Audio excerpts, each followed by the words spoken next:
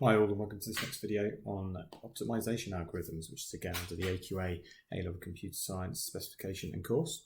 In the top right hand corner you'll see that we've got a bit of the spec there as well, which references both the content and any additional information that you need to have an awareness of for this particular topic, all of which will be covered in this video. So let's get up and running. So generally speaking, there is something called the optimization problem, and this is something that has bothered computer scientists for many years, and it's the idea of the fact that algorithms are being used to deduce the most efficient way of completing tasks. However, some of those tasks, depending on the nature of it, it becomes very difficult for the computer to try and optimize. And so what we have here is we have a couple of examples working out which number goes where in a Sudoku game, timetabling lessons for both teachers and students. Both of these things are something that the computer would take an awful lot of time to be able to do because of the nature of the tasks themselves.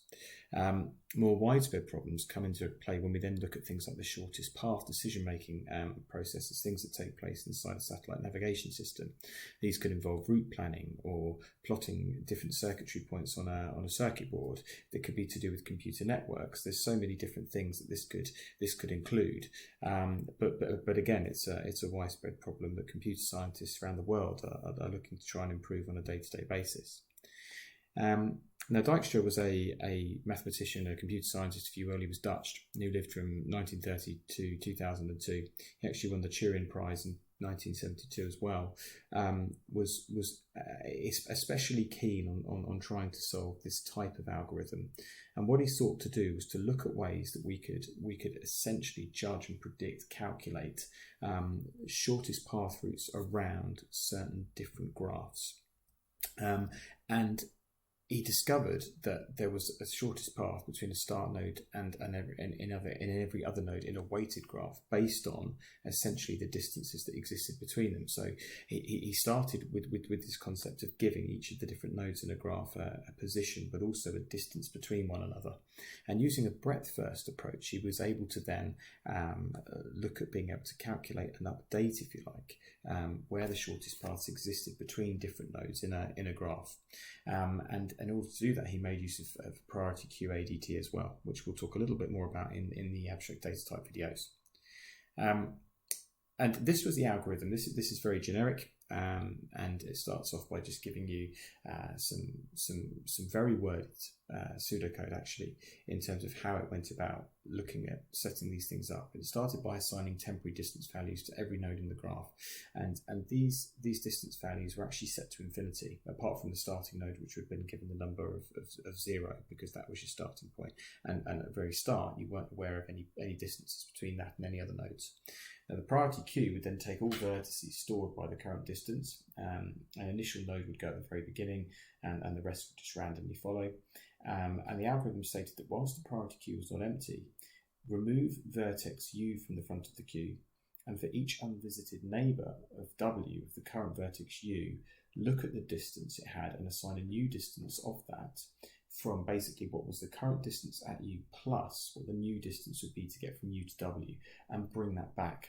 And what that does is that updates for you essentially what the total distance is going to be from your starting node across a couple of nodes.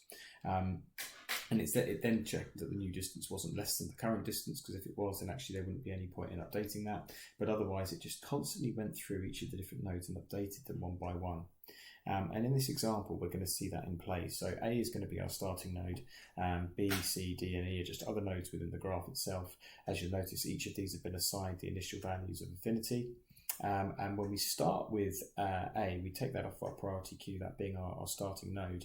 And then what we do is we bring into play B and D using our breadth first algorithm, which you would have seen, traversing algorithm, which you would have seen earlier. And what we then do is we then look at B and D, and we update those with the current values assigned to the vertices, the edges, if you like, that are attached to those two different nodes. And so B would become 7 because its distance from A is 7, and D would become 3 because its distance from A is indeed 3. We then extend this further, and we move along from D now, D being the shortest location. And what we do now is we look at reassigning any values and assigning any new. So if we take C first of all, the distance from A to C is going to be equal from the distance of A to D plus any distance from D to C. So we get 3 plus 4, and we assign that to be 7. The distance to E from D is 7. We add that to the pre-existing distance that D has from A of 3 to give us 10. And finally, we reassign the value of the distance to B from A because we've actually identified a shorter path here. If A wants to travel to B, what we need to do is actually go via D because that will give us a shorter path, which we've now reassigned to be equal to 5. We then take B and we look at whether or not there's any scope to reassign any values attached to that. There doesn't appear to be. And so we look at C, and C was looking at D, and there wasn't anything better we could do there.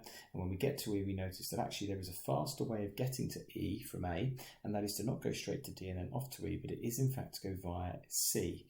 And that reassigns the end value of being 8. And that gives you a fully completed, updated traverse graph, if you like, with regards to Dijkstra's shortest path. And we now can judge where the shortest path is from A to E based on the information that we now have.